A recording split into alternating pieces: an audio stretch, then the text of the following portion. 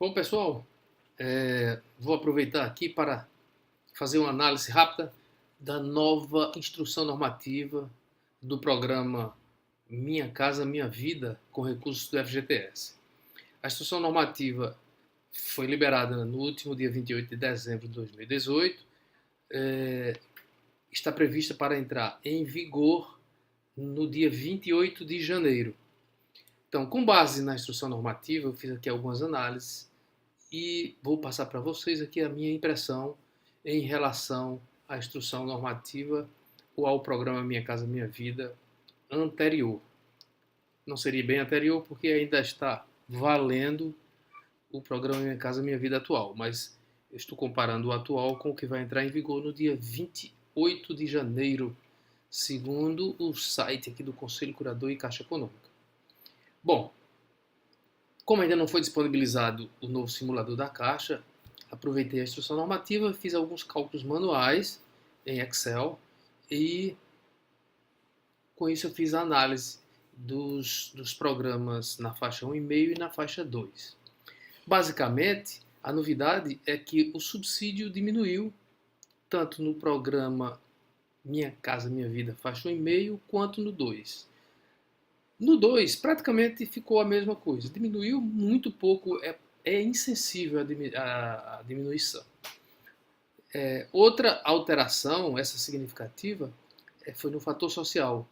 Como todos sabem, o fator social é aquele número que reduz o subsídio caso o comprador seja solteiro, não tenha dependentes. Ele antes era 70%, o subsídio era 70%, e agora caiu para 50%. Por exemplo, se o subsídio em algum momento fosse R$ 10.000, um subsídio máximo, para o comprador individual, ele teria R$ 7.000 de subsídio, agora caiu para 5. Tornou mais complicada a vida desse comprador e mais complicada a venda dessa unidade. Foi anunciado como uma grande novidade a diminuição da faixa de renda de 1.600 para 1.200, mas pelos meus cálculos que eu vou mostrar aqui à frente, é praticamente impossível você vender um apartamento com um comprador com essa faixa de renda de R$ 1.200. Porque ele não consegue, com subsídio, com a sua capacidade de financiamento, é muito difícil ele atingir um número que dê conforto para ele comprar a unidade. Aqui eu dou um exemplo, claramente, e a última novidade aqui é um fator de redução do subsídio, que em princípio eu tinha entendido que era função da renda, mas depois eu cheguei à conclusão que não, que é praticamente uma função de uma diminuição do financiamento real espontâneo. Isso quase que não existe. Bom, passando aqui para a segunda tela, vamos analisar, vamos comparar na faixa 1,5 a regra antiga com a regra nova. Então aqui eu escolhi uma cidade de Pernambuco, Camaragibe, dei todas as características aqui de como foi feito o cálculo. A unidade custa R$ 122.000, ela está no limite aqui desse município. Aqui a faixa de renda analisada, 1.200, 1.600, 1.800, 2.000, 2.600. O subsídio calculado na regra antiga e na regra nova, observe que na faixa 1.200 na regra antiga não existia.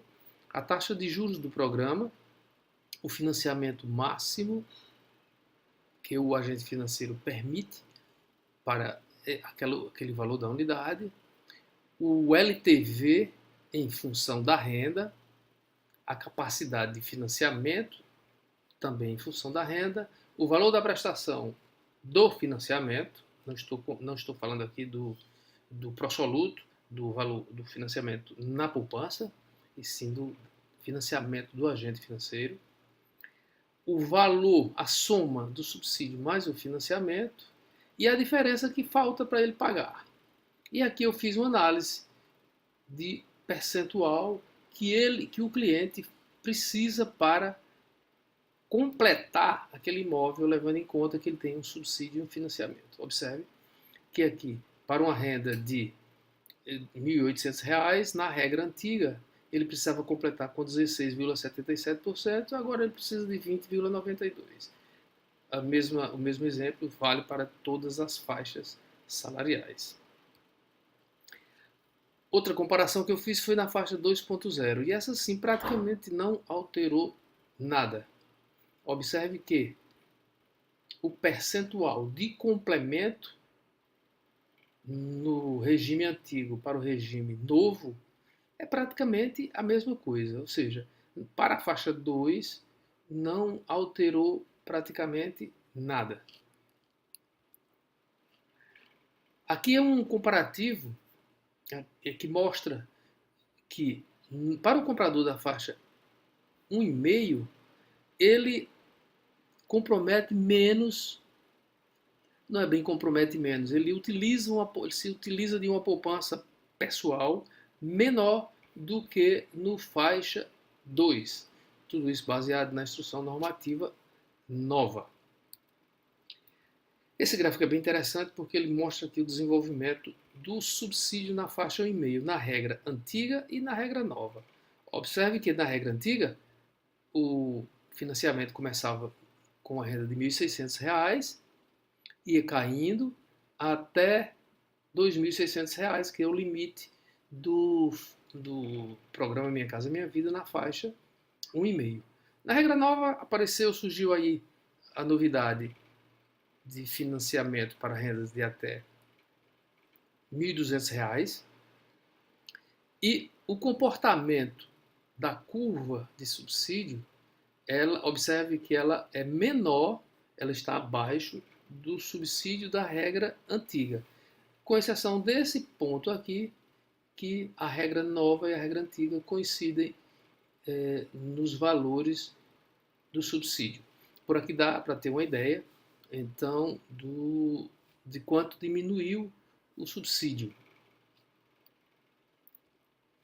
Esse outro gráfico aqui é bastante interessante, porque ele compara o subsídio o subsídio novo e nas faixas 1,5 e 2.